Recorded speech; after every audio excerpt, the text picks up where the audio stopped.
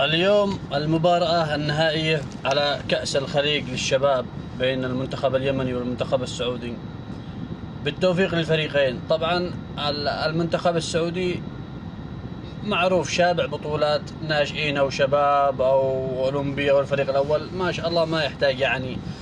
احنا اليمنيين متعطشين للحاجات هذا. تخيلوا انه بطولة غرب اسيا البطولة الوحيدة اللي اخذناها قبل 4 سنوات، بطولة غرب آسيا. سمعوا بنا الإنس والجن، حتى الجن كانوا يحتفلوا معنا لأن ما توقعوش إنه هو يوم من الأيام إنه بنستلم بطولة اليوم.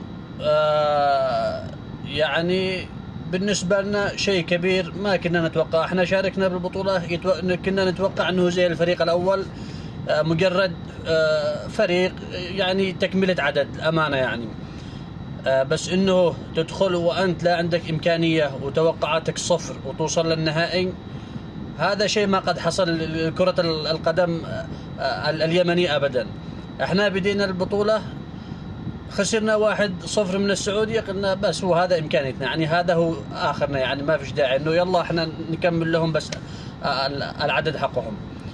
بعدين فزنا على المنتخب القطري، بعدين فزنا على الكويت، تأهلنا للنصف النهائي، فزنا على عمان، وصلنا للنهائي نقابل السعودية.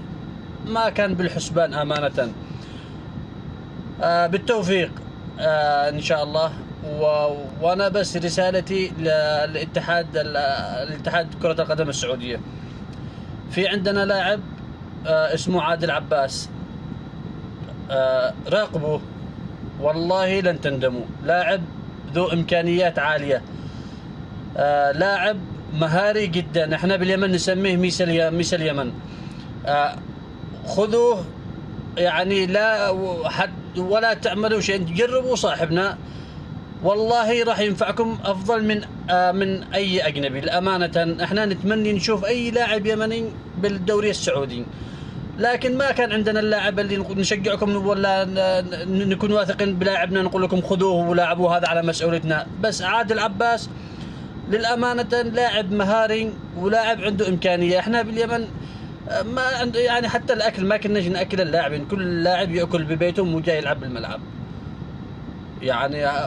ما هم مخسركم شيء يعني، وانتم ان شاء الله اهل وكف ولا ما يحتاج يعني. بس خذوا اللاعب حقنا هذا على مسؤوليتنا.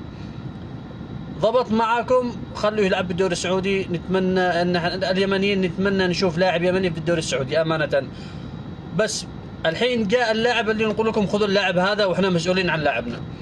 لاعب والله ذو امكانيات، مهاري، خلوق، ممتع باللعبة يعني، ما ينقصه اي شيء، بس ينقصه انه يكون متواجد بالدوري السعودي امانة. خذوه وجربوه، ولا قولوا هذه يا يمنيين بضاعتكم ردت اليكم. نتمنى التوفيق إن شاء الله للفريقين اليوم، وتحياتي لكم والسلام عليكم ورحمة الله.